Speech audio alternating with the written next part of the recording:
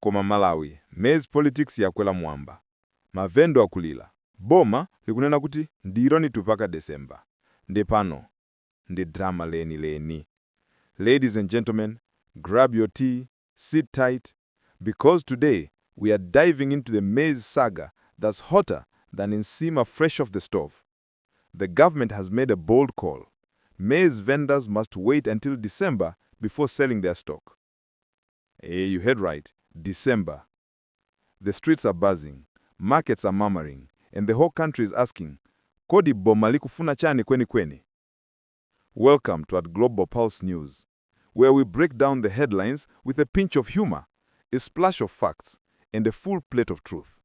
Because when maize makes the news in Malawi, it's not just politics, it's personal. In today's episode, we unpack 5 sharp facts about this directive that's shaking every silo, market, and village trading center. From government motives to vendor frustrations, from price control hopes to black market fears, we've got it all lined up for you. Get ready, because by the end of this video, you'll understand not just what's happening, but why it matters to every plate of nsima across Malawi. Let's jump into fact number 1, the order that started it all. Now, here's where the maize drama officially begins. The government has laid down a firm directive. All maize vendors are to start selling only from December going forward, and any maize distribution after that will be coordinated under government watch. Koma izi ndezikoma. To put it simply, Boma lati, antu ose kugulitsa Chimanga, ndigirani kaye mpaka December. It's not a suggestion, it's a full-on rule. The official explanation: to bring order to maize markets and stop early bulk selling that can distort prices or create artificial shortages. But on the ground, Mavendor kuti, Boma likuti chinga business yatu. Imagine you are a maize vendor sitting on 200 bags in October, waiting for school fees money, only to hear, sorry, you can't sell until December. That's like waiting for Christmas while your pockets are fasting. Government officials argue this is to protect the economy, stabilize maize prices, and prevent hoarding or panic selling that can spark sudden market chaos. They believe spacing out the maize sales can control inflation and protect consumers. But here's the catch. Malawi's economy is not just numbers on paper, it's nsima on plates. When you delay maize sales, you are delaying livelihoods. Small traders depend on those early sales to pay debts, restock, or simply survive. And the timing? December sits right between the lean season and the next harvest, meaning government wants the market tightly managed during the toughest months. So, while officials are calling it a smart economic move, vendors call it a silent lockdown on our hustle. Now, you've heard what the government said, but in fact number 2, we uncover why they said it. Because behind every maize policy, there's always a reason hiding like a rat in the granary. Komantu inu. Malawi's maize market is like a weather forecast, always changing, and somehow everyone thinks they are the expert. But this time, the Boma didn't just wake up one morning and say, let's frustrate vendors. No, there's a logic, and it's one that's wrapped in economics, politics, and a little bit of panic. According to government insiders, the decision to push maize sales to December is about stabilizing prices, ensuring national food security, and preventing chaos in the maize market. You see, every year after harvest season, Mavendor jump in early, buying cheap from farmers and reselling high when scarcity hits. It's business, but it also creates trouble. When vendors hoard too early, maize prices skyrocket mid-season. People struggle to buy, and the government ends up importing maize just to cool the flames. So, this directive is meant to stop that chain. By delaying sales until December, authorities hope to slow down speculation and give ADMAC and NFRA a chance to stock up and distribute fairly before private sellers dominate. In short, the state wants to be the referee in a game that's been playing without rules. But here's the twist. While the goal sounds noble, the implementation looks tricky.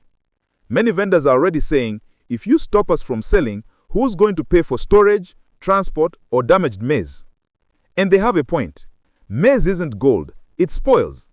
When you delay sales, you are also delaying income and inviting moisture, pests and losses. Still, the government believes this short-term pain will lead to long-term gain. As one official put it, we can't fix the maize economy if everyone sells whenever they want. We need coordination.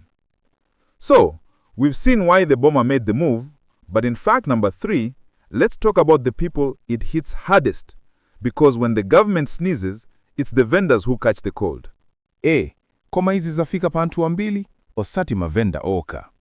When a directive like this drops, it ripples through the entire maize chain, from the farmer's field all the way to the dinner plate. Let's break it down.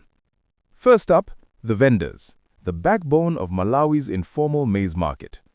These are the traders who buy maize from farmers after harvest, store it, and sell later when demand peaks. With this new rule, they're told to sit on their stock until December. That's 3 months of waiting, meaning no turnover, no cash flow, and no business.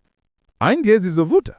Picture this, a vendor in Lilongwe with 100 bags stacked in a rented warehouse, paying storage fees while customers wait. The maize may rot, the rent still runs, and the cash stays frozen. Many small traders are already crying foul, saying, Boma likutitsi mbimba. The government is tightening our stomachs. Then we have the farmers. For them, this is a double-edged panga. On one hand, they might benefit from stable prices later in the year if the policy works. But on the other, early buyers, who are usually vendors, may now delay or reduce their purchases. That means farmers could struggle to sell their maize right after harvest, missing quick money for school fees, fertilizer, and transport. And of course, the consumers. The people in the townships, villages, and markets buying maize meal daily. When vendors hold stock, supply shrinks temporarily, and prices at retail points often shoot up. A bag that was 30,000 MK might suddenly be 40,000 before December even arrives. So while the directive aims to control the market, it also squeezes everyone caught in between. Vendors lose flexibility, farmers lose buyers, and consumers risk paying more. Now, if you think the story ends there, sit tight, because fact number 4 is where the plot thickens. We're talking about the hidden risks, the black market danger, and how one wrong move could backfire big time. Koma hizi zikoza kutigweretsela mavuta ambili, osati pangono. You see, every time a bold government policy hits the market, there's always that quiet voice in the back of the room saying, but what if this thing backfires? And with this maize directive, the risks are as real as the hunger it's trying to prevent. Let's start with storage, the silent killer of maize profits. When vendors are told to hold their stock until December, that's months of exposure to heat, moisture, rats, and weevils. Without proper storage facilities, a vendor can lose up to 10 to 20% of their maize before selling even one bag. Imagine watching your investment rot, one cob at a time. Then there's price distortion, the market's unpredictable beast. If vendors stop selling, supply on the ground shrinks and prices go up like a kite in the Mzuzu wind. Maize that's 30,000 MK today might jump to 45,000 in just a few weeks. Consumers panic, rumors spread, and suddenly everyone's hoarding. And where there's shortage, there's always the black market, that secret maize network where rules don't apply and prices break records.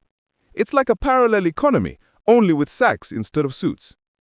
Vendors who can't wait until December might sell quietly pampansi, avoiding official channels. The result? Boma loses control, ADMARC gets blamed, and ordinary Malawians pay more for their staple food. And lastly, political backlash. You know Malawi, every bag of maize is a potential campaign issue. If this policy hurts rural traders or drives up prices, opposition voices will shout, Boma lika kalamba, faster than you can say nsima. So yes, the intentions might be good, but the execution needs precision. Otherwise, the maize meant to feed the nation might instead fuel anger.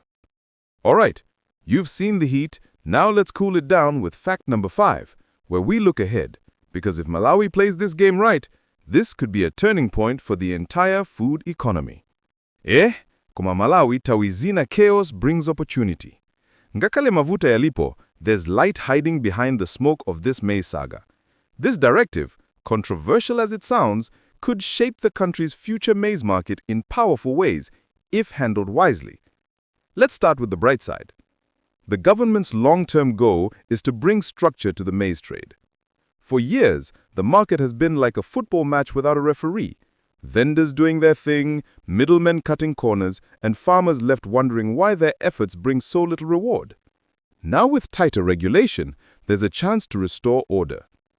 If the state truly enforces transparency, vendors could be protected from price manipulation by bigger buyers, and consumers might finally enjoy stable maize prices.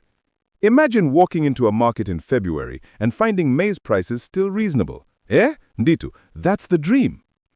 But this dream depends on management and timing.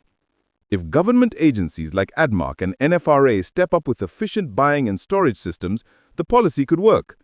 If not, it risks becoming another bureaucratic maze that delays progress instead of promoting it.